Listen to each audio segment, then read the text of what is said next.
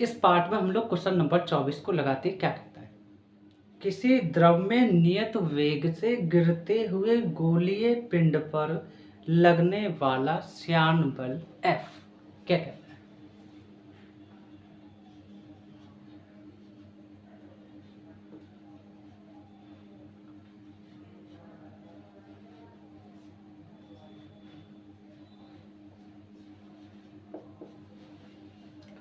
पिंड की त्रिज्या R,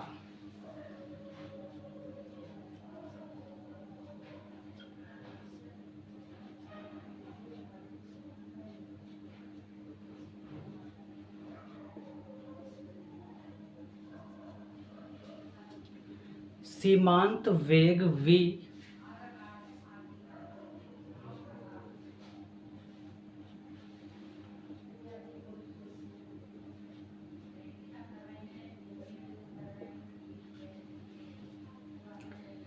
तथा द्रव के श्यानता गुणांक ईटा।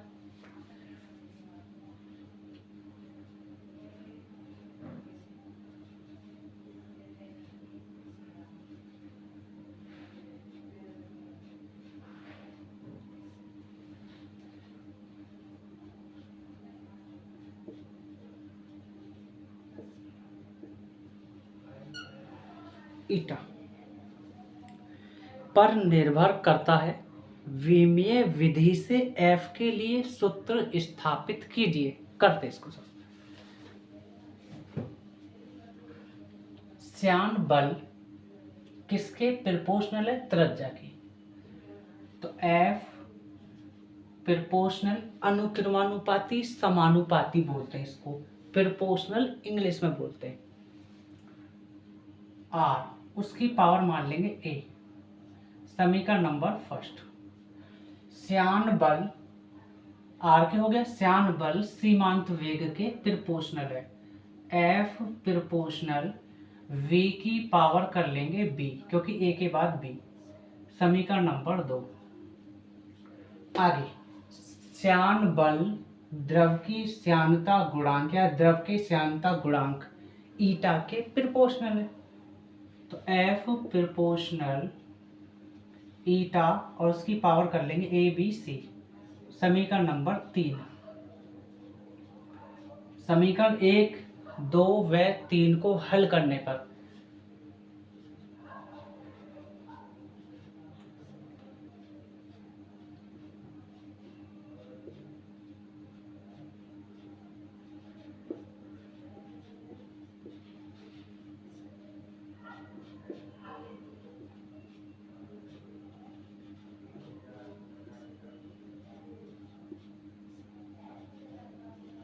हल करने पर, ठीक है, तो F एक ले लेंगे हम लोग, तीनों में F F ऐसे लिए। प्रोपोर्शनल एक काम करेगा, R की पावर A गुणा V की पावर B ईटा की पावर C। ठीक है, प्रोपोर्शनल जब हटता है तो एक कांस्टेंट वर्ड आता है, नियतांक जिसको कहते हैं। तो नियतांक हटेगा जब ये वाला चिन्ह, तो आपको 6 पाई मिलेगा। 6 पाई, R की पावर A V की पावर B और ईटा की पावर C।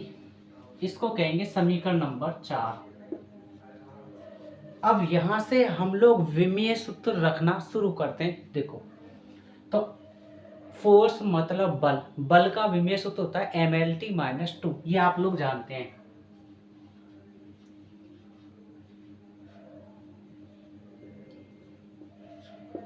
ये कांस्टेंट वर्ड है 6 पाई, तो इसका तो विमीय सूत्र नहीं होता, आप लोग जानते हैं इस बारे में। तो R क्या है, त्रिज्या, एक प्रकार की दूरी है। इसका विमीय सूत्र होता है LA गुणा वेग, वेग का विमीय सूत्र होता है LT-1, LT-1 और इसकी पावर कर देंगे B। अब आते हैं द्रव के श्यानता गुणांक या द्रव के श्यानता गुणांक का विमीय सूत्र क्या होता है, ML-1 t-1 और इसकी पावर c, ऐसे। ठीक, अब हम लोग क्या करेंगे, ml t-2 l की पावर a, अलग अलग पावर दे देंगे, l को अलग, तो l की पावर b, अब t को पावर दे देंगे, तो ये -1 बाहर चला जाएगा तो माइनस का b हो जाएगा। ठीक, अब m को अलग पावर दे देते हैं, m की पावर c, l की पावर -1 है, गुणा करेंगे c के साथ तो माइनस की c पावर मिल जाएगी। ठीक है, अब t-1 है तो t तो आपका ये रहा, और -1 की c के साथ गुणा करोगे माइनस का c। इस तरीके से हम लोग इसको कर देते हैं। आगे अगेन अब क्या करेंगे, ये तो ज्यों का तो ही रहेगा आपका, इसको छेड़ेंगे नहीं और उनको छोड़ेंगे नहीं हम लोग, तो ml t-2 बराबर, अब आते हैं जिसका बेस समान है, मतलब l है नीचे, इसका l है, इसका l है और एक l ये है। तो जब आप जानते हैं जिसका बेस समान हो, मतलब आधार समान हो, एक जैसा हो, तो उसकी गुणा में घाते जुड़ती हैं, आप लोग जानते हैं। देखो l ले लिया 1, ठीक, इसकी पावर क्या a, अब l क्या ये, इसकी पावर क्या b, इसको जोड़ देंगे प्लस b, अब l कहाँ ये -c, जब प्लस में करेंगे तो माइनस का c बाहर आ जाएगा, इस तरीके से। अब आते हैं l हो गया, अब आ जाओ m ले लो चाहे या t ले लो, अब आते हैं t 1 है -b और t क्या है -c, मतलब माइनस का b और माइनस का c, इस तरीके से। आगे अब चलते हैं, m क्या है, m सिर्फ 1 है इधर, हमारा इधर से कोई मतलब नहीं होता, ये बात याद रखना। तो m की पावर क्या है c। अब हम करेंगे तुलना करने पर, यहाँ लिखेंगे तुलना करने पर,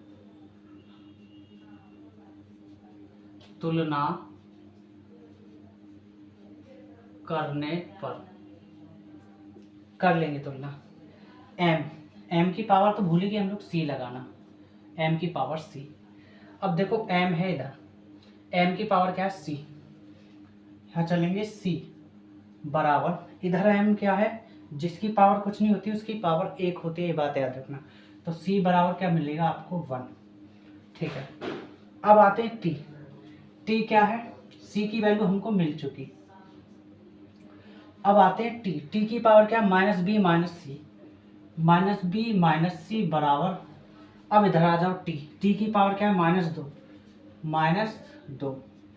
-b -c की वैल्यू क्या रखेंगे, c की वैल्यू क्या हम लोग निकालें 1 उधर रख देंगे, -2 उधर -1 है, औरंगाबाद की तरफ बुलंदशहर ले जाएंगे प्लस कर देंगे 1, तो -b बराबर -2 + 1, तो -b, तो माइनस का 1 बचेगा क्योंकि माइनस की 2 ज़्यादा प्लस के 1 कम है, इसलिए तो माइनस से माइनस खत्म, तो b की वैल्यू आ जाएगी आपकी 1, c की वैल्यू भी आ गई 1 और b की वैल्यू भी आ गई। अब निकालेंगे c। अब देखो t भी कंपेयर कर लिया, m भी कर दिया, अब l से कंपेयर करते हैं। m क्या है, m की पावर a + b - c। अब इधर चलते हैं, l की क्या है पावर, जहाँ कुछ नहीं होता वहाँ 1 होता, मैंने बताया था, तो बराबर रख लेंगे आप 1।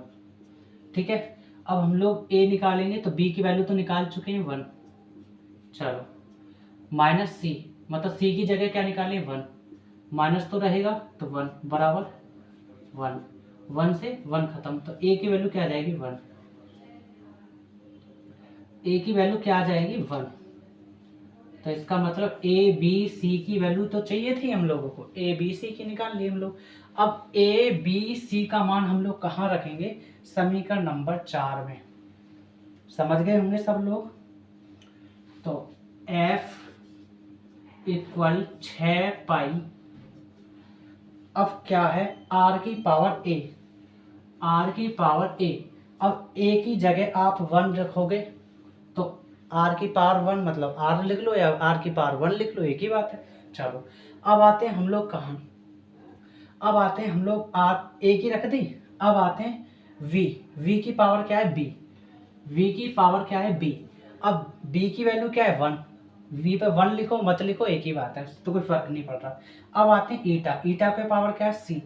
सी, तो ईटा पे पावर क्या है? सी, और सी की जगह क्या निकाले? 1। लगाओ मत लगाओ एक ही बात है। तो यही तो बात हम लोगों को प्रूफ करनी थी, सिद्ध करनी थी, और यही आपका आंसर बिल्कुल प्रूव हो चुका है। ठीक, और ये कुछ जो है कि आगे पीछे हो गया है, अगर आप चाहें तो इसको इस तरीके से भी लिख सकते हैं।